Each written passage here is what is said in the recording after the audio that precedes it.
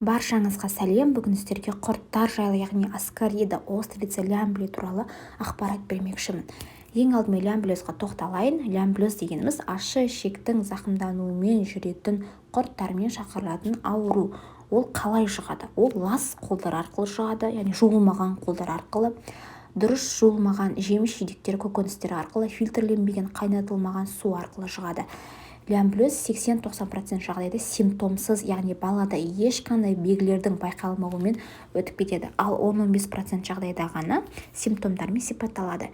Яғни тәбеттің жоқтығы, жүрек айну, құсу, іш өту мен іш қатудың кезектесуі жүруі мүмкін. Іште толғақ тәрізді ауру сезімі, іш кебуі және нәжістің тәулігіне 3-4 ретке дейін сулы, жағымсыз, иісті, көпіршікті болуымен және де науқастың тілі ақ жабындымен жабылуымен және салмақтың тастауымен сипатталады.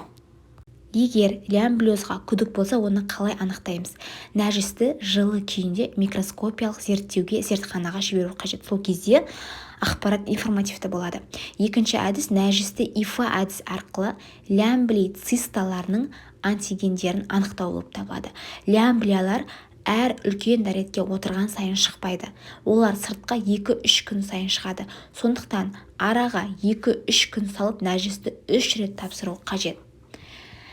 Лямблияны қаннан іздеудің қажеті жоқ. Егер қан тапсырып, қан анализінде иммуноглобулин М анықталса, онда ол жедел фазаны білдіртеді. Ол кезде емдеу қажет. Ол дәл қазіргі уақытта ауырып жатқандықты білдіреді. Ал иммуноглобулин G анықталатын болса, онда ол бұл адам бұрын ауырып кеткен деген мағынаны білдіреді. Иммуноглобулин G анықталған кезде ешқандай ем көрсетілмейді. Сондықтан да қан тапсыру бұл жерде информативті емес. Иммуноглобулин G адам ауырып кеткеннен кейін 12-18 ай бойы ағзада сақталады. Лямблез кезде ешқандай ішекті тазарту, клизма жасау, детокс әдістері көмектеспейді. Бұл кезде құрттарға арналған арнайы дәрілер бар, сол дәрілер көмектеседі.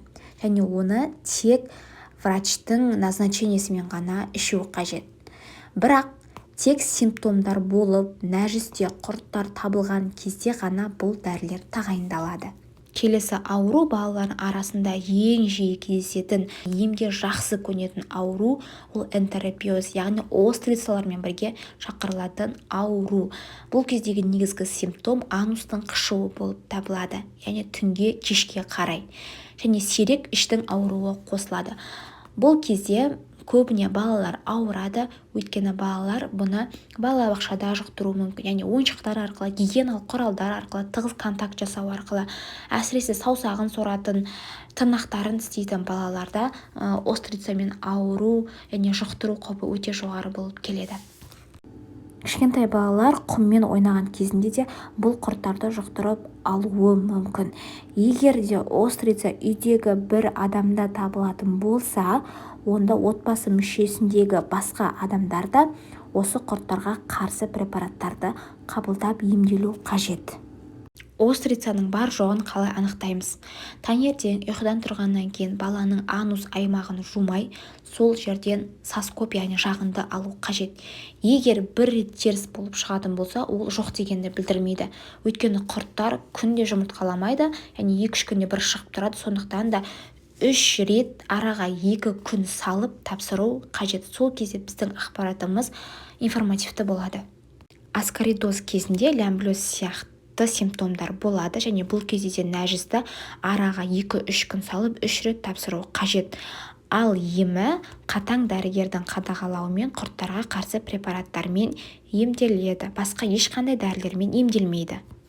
Мұндай аурулардың алдын алу үшін ең алдымен қолды сабындап жуу қажет. Екіншіден, көкөністерді, жеміс-жидектерді жақсылап жуған абзал. Ары қарай жеке бас гигиенасын сақтаған дұрыс. Сонымен қатар ет өнімдерін, балық өнімдерін толық пісіріп жеу қажет. Егер видеом пайдалы болған болса, достарыңызбен бөлісіп, лайк басып, комментарий жазуды ұмытпаңыз.